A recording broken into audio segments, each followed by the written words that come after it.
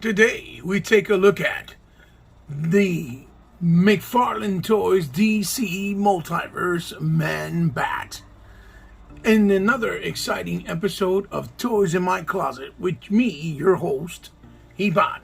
Welcome back, people, and we're going to take a look at Man-Bat today. As you can see, he's in his window box in all of his glory. He is very, very large, very, very big, and very, very imposing. The box is humongous, humongous. Man-Bat DC Multiverse from the DC Rebirth line and story. And then we see this beautiful, beautiful artwork in the back of Man-Bat in the comics, with Batman all tied up and made him his peach. Obviously, this is a brand new release or a newer release of figures from the McFarlane line. So we're going to take a quick look at him, take him out of the box and see how glorious and how wonderful he is, or maybe how much of a douchebag or piece of garbage he is. Either way, we got to take a look at him. So that's what we're going to do sometime today. So sit back, relax, enjoy a digital drink, have a good time, and join me for the ride and see what this figure has to offer in my thoughts and reviews with this unboxing of the figure. So I'll see you guys real soon. Okay, guys, and today we're also going to take a look at the McFarlane Toys Page Puncher DC Direct John Constantine. And yes, I couldn't put him in the frame because, as you know, Man-Bat is too big. But today will be a double feature. We'll be taking a look at both of these figures. And this is one of the figures from this series that I really was interested in. And you can see, you can take a look at it right in packaging. It looks really great. The packaging is different. DC Direct, John Constantine. You see it says DC Direct up there. McFarlane Toys, ages 12 and up. Then, and you turn it to the side, it's the same here. You see it says Page Punchers. And then you turn it on this side, there's nothing really. And then on this side, there's a picture of the character within the side-by-side to the comic book that actually comes with this figure. And in this comic book, the story has all of the 4 characters that are in this wave in this set story, which is called the Black Adam. And you see in the bottom it says, you know, obviously, Page Punchers, the exclusive comic, and who is designed by, and then a picture of the figure in all of its glory and in a promotional shot. So sit back, relax, have a digital drink, and come with me and enjoy this epic unboxing and review of Man-Bat and John Constantine. And I hope I'll see you until the very end so we can see what these figures have to offer and if they're worth even your time and your money and to add to your collection. Alright, guys, I'll see you in a blink of an eye. And we're back, ladies and gentlemen. Here we go. Here's Man-Bat out of the box. And as you can see, in all of his glory, he is ginormous. Very girthy and pretty large in height as well. Now, the one thing that stands absolutely right off the hip, that stands out, is how incredibly detailed this figure is. And he is by far the best looking Man-Bat aesthetically. I don't care what anybody says. Okay? Look at how we start off first with the sculpt in the face, the eyes, the black around the eyes, the ears inside where they hear with their sonar system, the veins and lines on the actual ears, the top of the head with the actual fur and black weathering, the pink in the mouth, even the black, like they have, bad teeth going on, like bad, unhealthy teeth.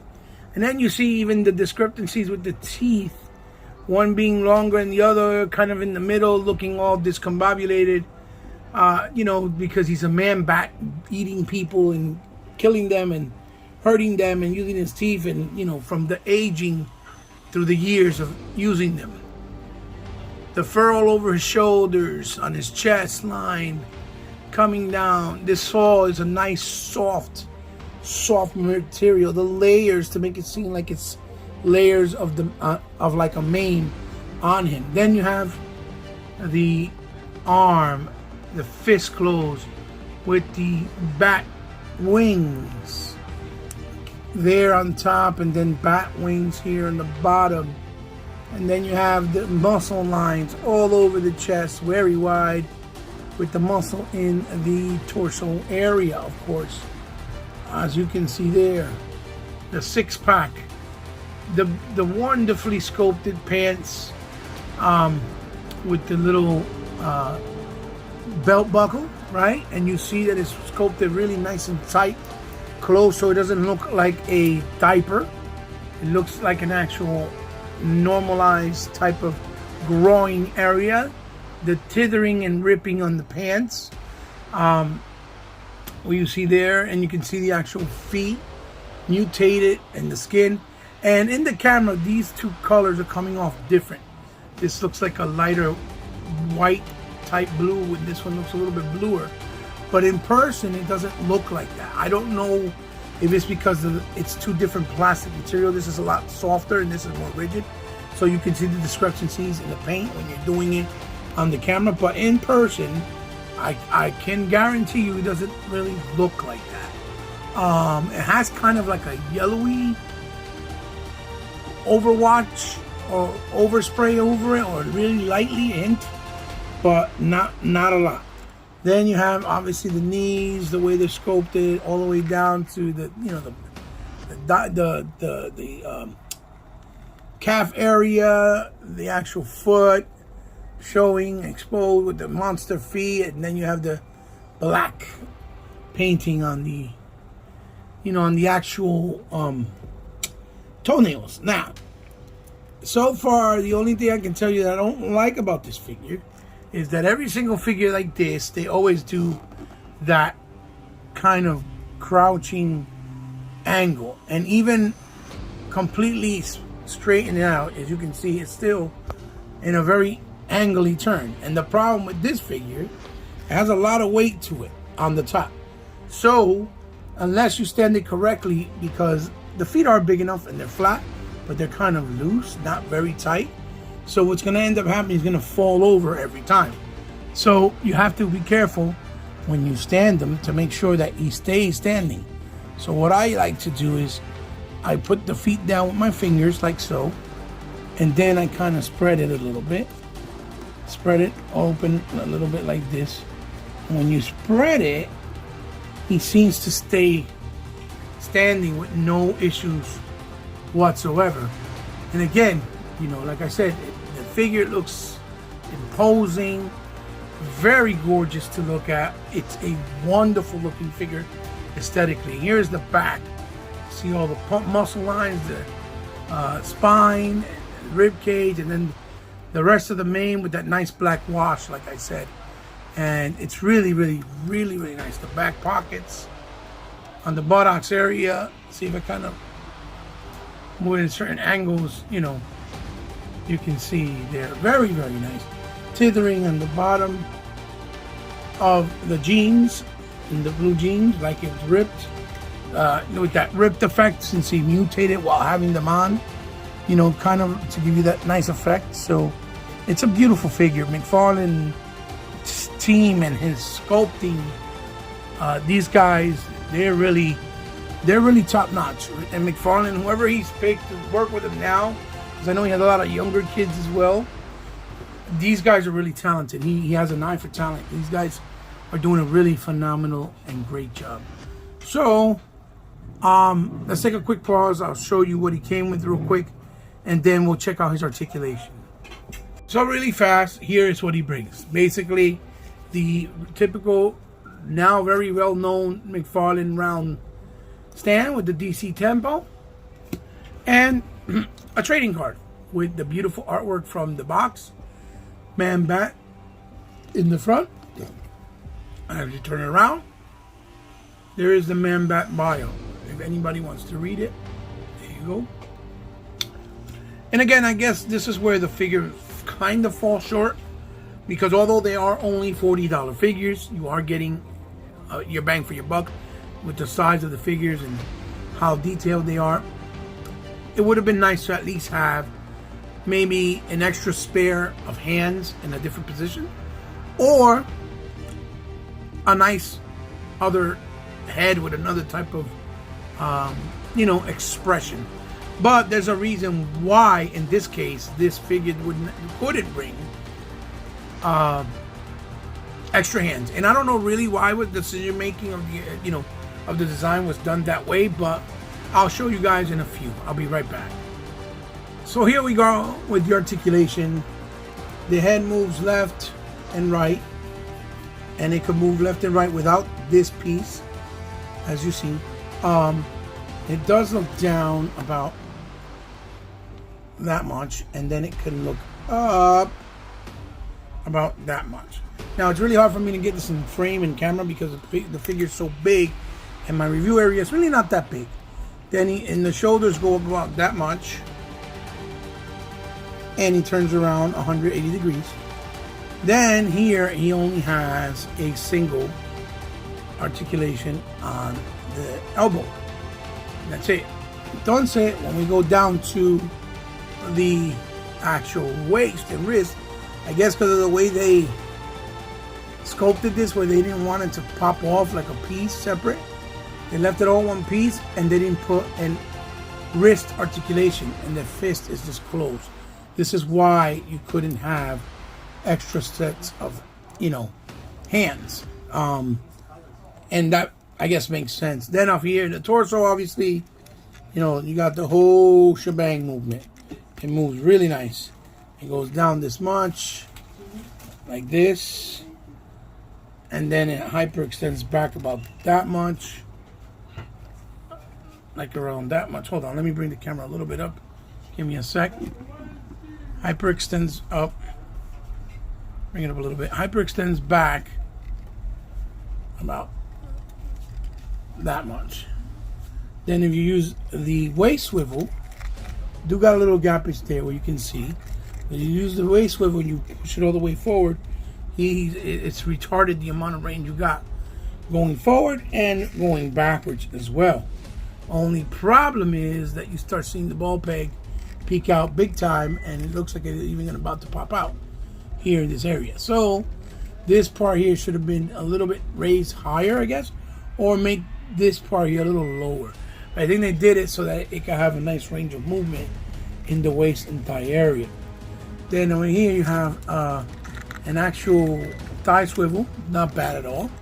Then you have the double on the knee, which goes up almost all the way because of the fact that it already has that static automatic bend right off the hip. And then on the ankle, you see that this is sculpted, but it works like a ball hinge, even though it looks like part of the sculpt. So it turns left and right, goes back and that much, goes forward that much, which is a lot. Nice toe articulation, although I feel like he moved it back way too much, but I think he did it because the toes are super long. And then of course you have the rocker. So you see, even though it's sculpted and it works as a ball hinge, it actually doesn't look like a ball hinge because of the fact that the toe is sculpted so well, and it's a new type of ball system or hinge system that he's using. Now I'm going to put the figure up here. This is the best way to see the figure's detail with the wings in all of his glory. If you display it forward, this is a cool way of trying to display him. But again, gotta kind of spread the legs out or maybe move them in, whatever works at the moment, so that you can see him. And as you can see there, that's the way you can get that wing effect, to see the whole wing on him. And it looks good. It looks good, especially in person, because here he's coming off like a cocky type of brown. But in reality, when you look at him in person, he has a really nice brown with like a gray tone to it. It's hard to explain. I think it's the HDR that makes the colors pop differently. But yeah, he looks great. That's the articulation. And the only thing I can do next is basically show some comparisons, what he looks like next to some other big figures like him. So we'll do that right now. Okay, guys, and here we have Man-Bat next to the newly released Bane and the newly released Necron. As you can see, Necron towers over both of them, and Bane and Man-Bat are just about the same size, but with the girth and size wise, like as far as height, obviously Necron is more lanky, but they look fantastic next to each other. And here we have Man-Bat next to the McFarlane Swamp Thing, which, as you can see, is a big boy, but he looks fantastic. And also next to the Storm Collectibles Injustice 2, I believe, Lobo, which I love this look of Lobo. McFarlane did a Lobo that looks great too, but this is the look that I like the best. And the whole body, chest out, and the plates, and the here on the shins of his legs. I just love his look. I think this look is more badass. So that's to give you an idea next to what he looks like next to these big, towering, behemoth of characters. And here we have him next to a Action Force from Valorverse Delta Trooper. These are the army builders in green with a Delta Trooper gear pack, which looks really, really nice, phenomenal. And then next to the G.I. Joe Classified Series Flip, which also looks really great. More simplified, but looks great nonetheless. And just to give you an idea what he's still scaled to, like military figures, because he would be hunted down by military characters if he was out in the loose prowls and there wasn't such thing as a Batman in this universe. So there you go.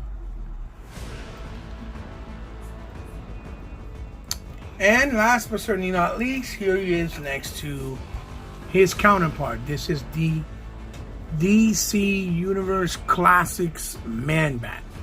And again, not a bad figure. This has been my Man-Bat in my toy shelves for the DC world forever. It was big, it was articulated. Yeah, it had some things I never really liked in the actual crotch and leg area. Because it was pre-posed, even though it has some form of articulation, it never really stood right. It's hard to stand up.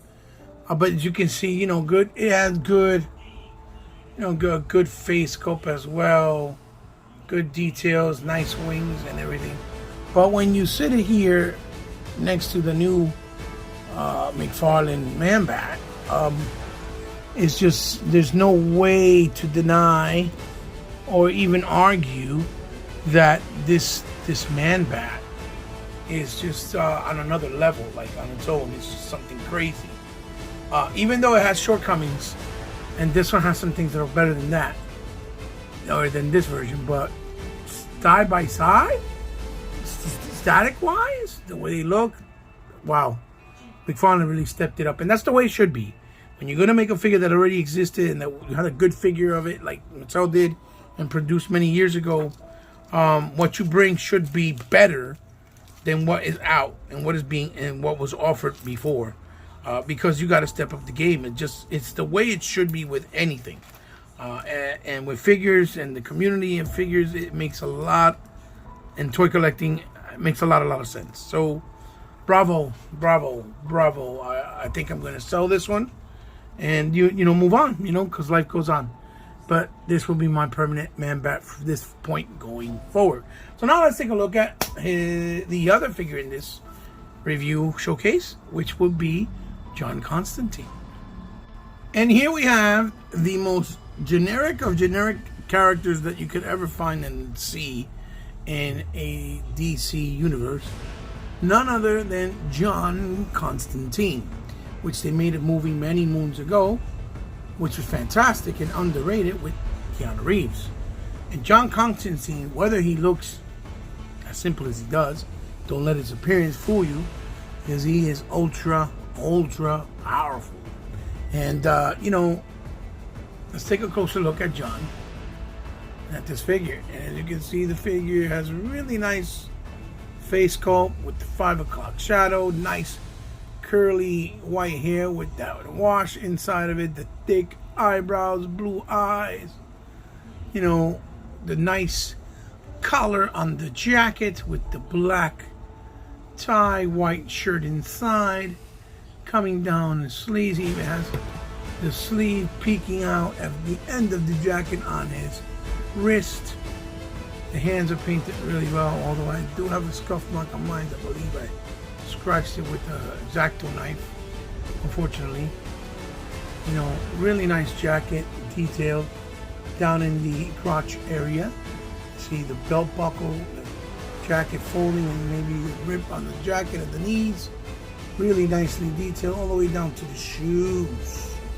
As you can see, all the way down to his shoes with nice detailing on them. And then you turn it around, you see the back of his jacket looking really great. And he even has this loose in the side, so it could look like loose ropes for him, because he hasn't tied it in the middle, and he has it open, his jacket, right? So it looks really great. Even though it's plain, it looks great.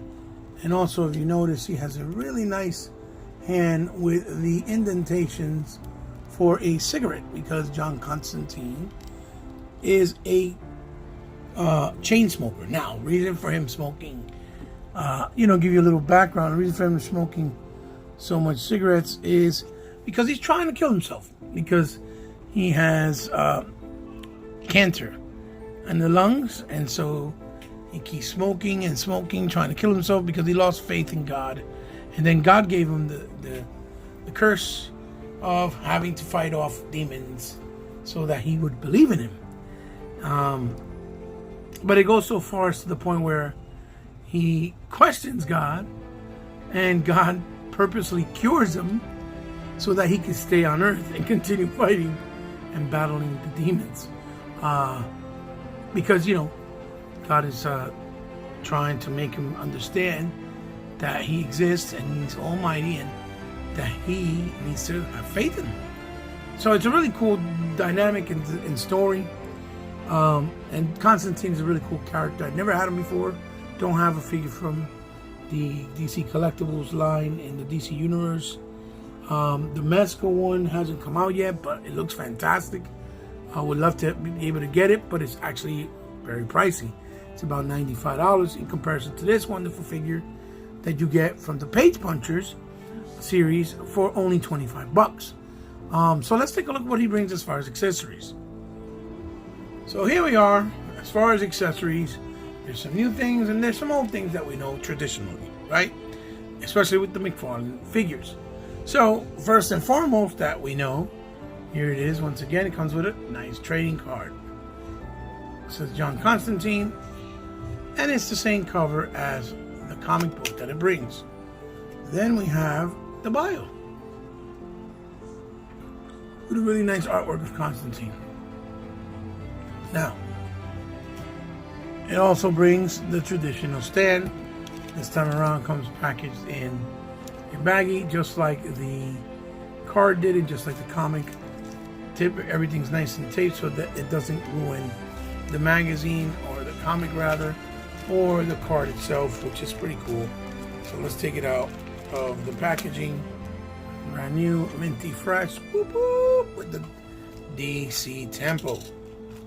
So as we move right along, then John Constantine brings what would be the book of scriptures, which gives him the prayers and the magics for him to fight off with these curses and these magic spells the demons that he faces. You see, it looks like a pentagram there. Nothing really inside other than pages, empty. But you could probably buy a sticker with some writing and put it on here, maybe even some pictures of demons or something, if you can find it, and tape it on. I think it would look good. And then lastly but not least, as far as accessories go, he has the hand with the pentagram symbol. This is in translucent orange with yellow, and this would be what comes out and creates when he's creating these spells and these magics to fight off these demons. And the hand looks open, laid out pretty cool, nice wide open. So that's really cool. On top of that, it also brings this comic, and the artwork is fantastic. It's the Black Adam story.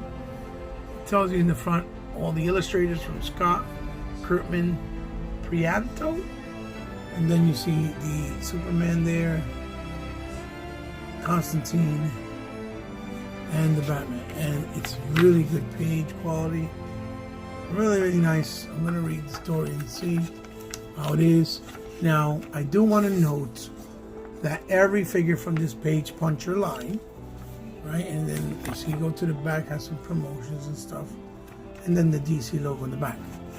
I do want to, make it clear that every single one of these characters in this series brings the same exact comic. They don't bring different ones. So maybe that might be a turn off for some of you, but just figured to give you guys a heads up.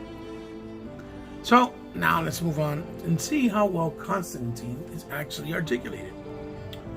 And here we have John's head, which goes left, right, goes down that much,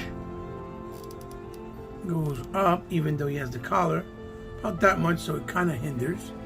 And then it's got fantastic range of tilt. Fantastic. So a nice amount of range on the head for a lot of dramatic and poses and personalities, right? With a lot of attitude and stuff like that. So his shoulder goes up that much. It goes 180 degrees, and it does not have that supposed butterfly joint that it usually has. It does have bicep swivel, double in the elbow, which goes all the way up, more than sufficient. Then the hand wrist, and this one is still the traditional paw peg. As you can see, it goes up, down, left, right, and you can see that it's the color of the jacket, so it kind of looks weird, but it is what it is. Then he has the torso there, which in the torso it actually has really good movement. And he can go back a little bit, go forward a little bit, that much. And then he has a tremendous, soft, very smooth waist swivel. But then you could also add forward with the waist swivel and hyperextend back about that much. And then he has a great tilting from side to side, as you can see. So very nice in that department as well. Now, as far as the leg, it also has a nice amount of range of, thigh swivel. Then it has the, the double on the actual knee.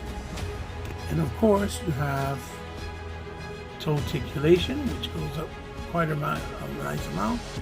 Goes up about that much, goes back about that much, and then it does have the rocker, which is a little tricky because of the fact that it's has that that cup down there that that for the bells for the actual pants. So it does kick up a nice amount, like so. If you want to do a pose like that, he does kick back a nice amount as well. So as far as articulation, John Constantine, even though he's not really an acrobatic style figure, actually has really good articulation than even some other high-end figures that are supposed to be martial art style, martial art-esque, and don't even move like that. So that should say something, right? Or that should count for something.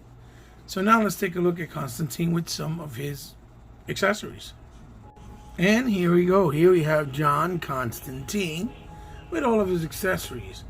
And he looks pretty awesome with that, symbol of the pentagram, getting ready to do and cast a spell with the book in his hand so he can keep reading the spell out loud while he's doing it. He looks really great in the stand. And without it, and the stand will hold. Turn him around, you can see what it looks like from a different angle. And like I said, it's a little bit different and tricky with him because he is a different style figure. But he moves really, really well. So, again, let me hinge this stuff here. Like so.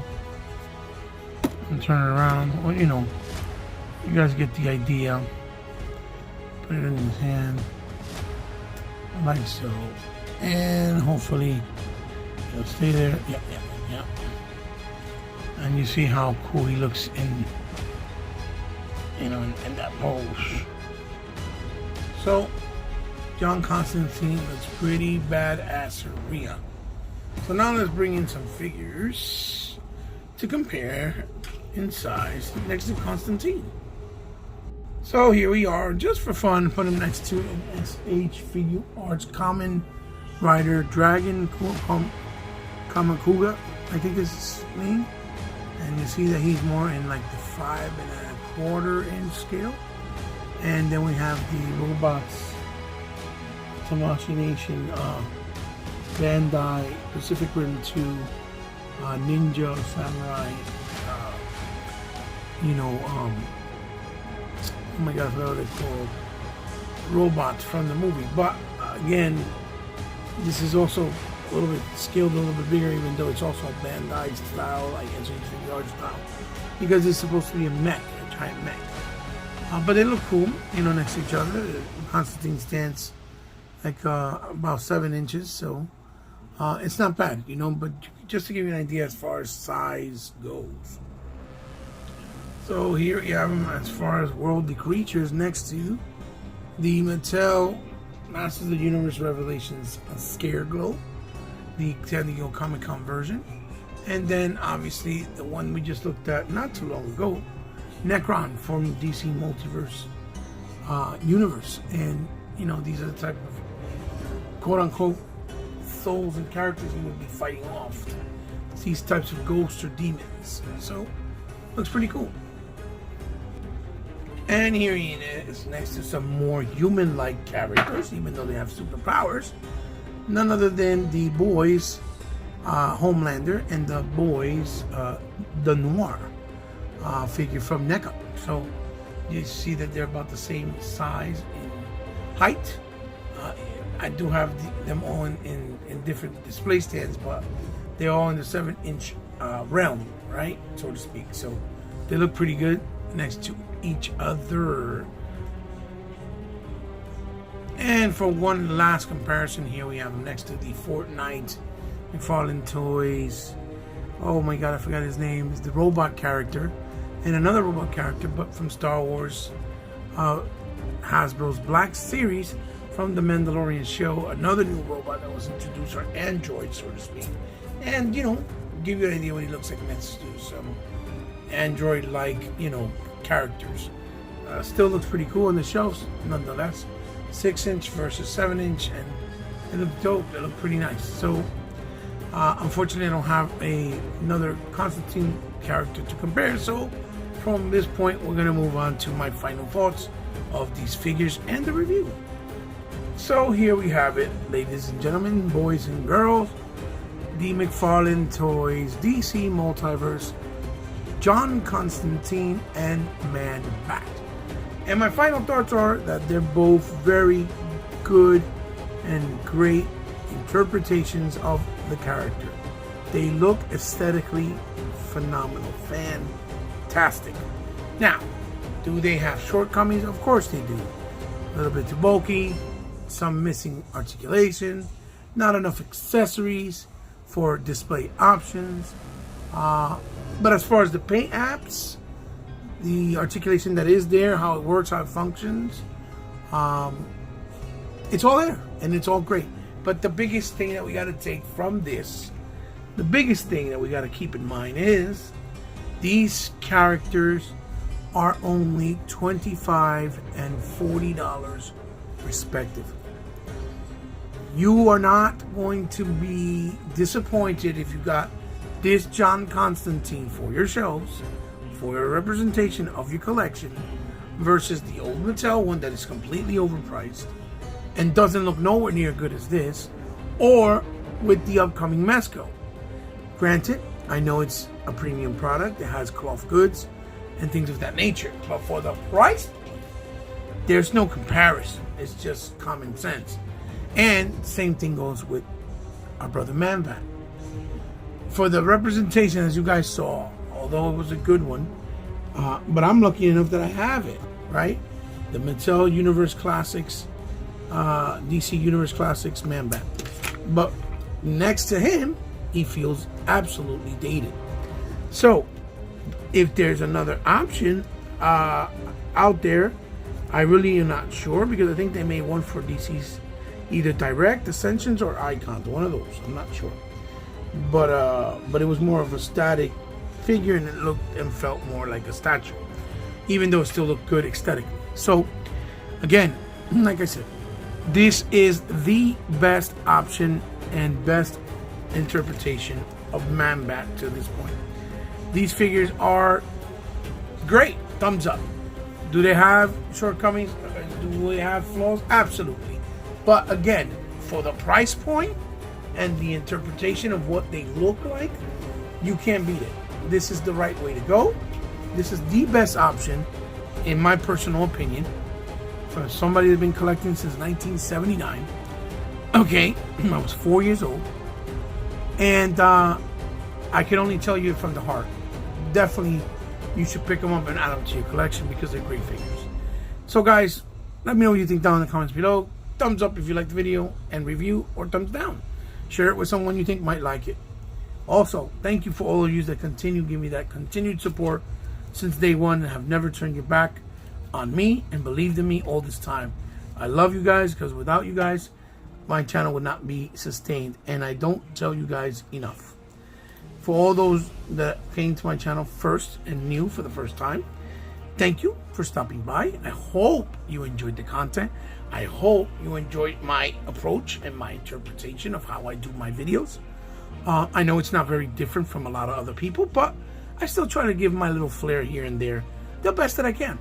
But it's coming from somebody that's been collecting for a long time, and somebody that knows and has a lot of knowledge in action figure collecting. So it's from the heart, is what I'm saying. Thank you for stopping by, and I hope that I earned your love and respect enough that you would, and interest, that you'll keep coming back and subscribe to my channel. So if you guys want to follow me in any social media outlet or platform in any way, shape, or form, whether it's video game related or just social media in general, like Instagram or Twitter, the information will be down below. You can follow me there. It's all there in the description box, and you can check it out.